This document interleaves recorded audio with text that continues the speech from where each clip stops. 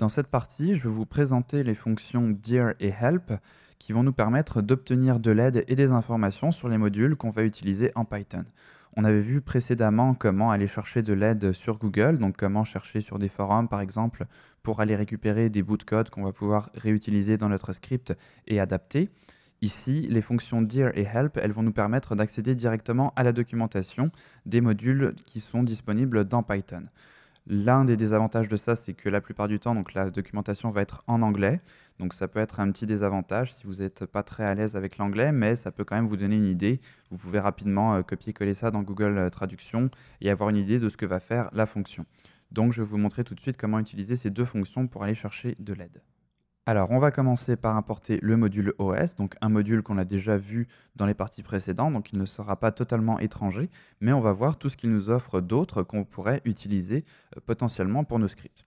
Donc ce que je vais faire, c'est que je vais printer ici le dir du module OS. Donc on va utiliser la fonction dir ici, et on va lui donner le module OS, et si on exécute le script, vous voyez qu'ici, il nous retourne l'intégralité des fonctions qu'on peut utiliser, donc tous les attributs qui sont contenus à l'intérieur du module et qu'on peut utiliser pour différentes choses.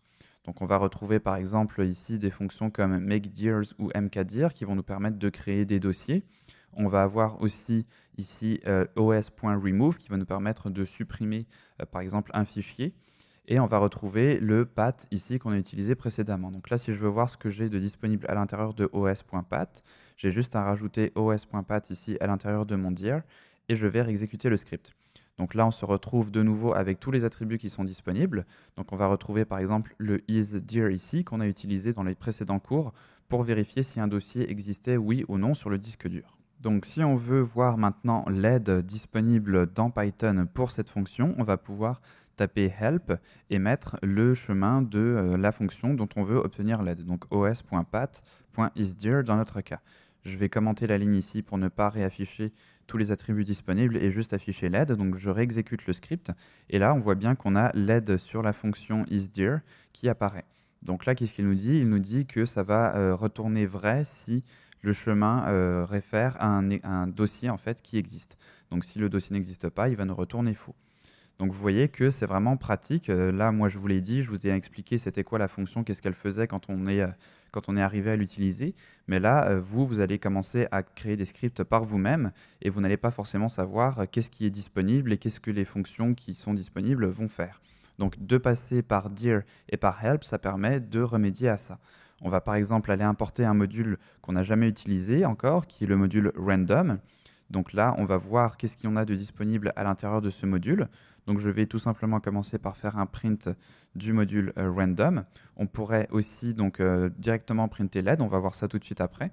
Donc là, si je print dir random, on voit tout un tas de choses qu'on peut utiliser. Donc par exemple, randint ici, rand_range, seed, etc. Donc là, c'est pas forcément clair qu'est-ce que tous ces attributs vont faire. Donc nous, ce qu'on va faire, c'est qu'on va directement faire un help sur le module random au complet. Donc si je fais CTRL-B pour exécuter, là on voit qu'on a l'aide de toutes les fonctions qui sont contenues à l'intérieur du module. Donc ça devient un peu long, mais si on retourne tout au début, vous allez voir que on va avoir donc l'aide sur le module random. Il va nous dire le nom du module, donc le module random, à quoi ça sert, etc., etc. Et donc si on descend un peu plus bas, là, c'est plein de trucs qui sont un peu spécifiques au module, qui ne sont pas très intéressants, mais si on va plus bas, vous allez voir qu'on va retrouver les fonctions qu'on avait précédemment. Donc, par exemple, ici, randint, qui va nous retourner un integer, donc un nombre entier, dans un range, donc dans une fourchette de A et B, donc entre A et B. Donc, si on dit, par exemple, entre 1 et 10, il va nous retourner un nombre aléatoire entre 1 et 10, donc incluant donc le 1 et le 10. Donc on pourra avoir un nombre qui va être 1 ou un nombre qui va être 10. Donc on peut essayer ça tout de suite. On va faire un print de random.randint et on va lui donner 1 à 10 et on va voir ce que ça nous retourne. Donc j'exécute le script et là j'ai bien, donc vous voyez, un nombre aléatoire qui est généré à chaque fois entre 1 et 10. 1 et 10 étant inclus. Donc vous voyez qu'avec ces deux fonctions, avec la fonction dir et la fonction help, on va pouvoir aller chercher directement les informations dont on a besoin pour savoir quels attributs on peut utiliser et comment les utiliser. Donc pas besoin de passer par Internet, par Google, on peut directement le faire à l'intérieur de notre script Python sans avoir besoin de quitter Sublime Text. Donc c'est vraiment très pratique et personnellement je m'en sers énormément pour voir tout ce qui est disponible. C'est sûr que comme je vous disais, ça demande à être un peu plus à l'aise en anglais, mais Google Traduction est toujours là pour vous aider au cas où.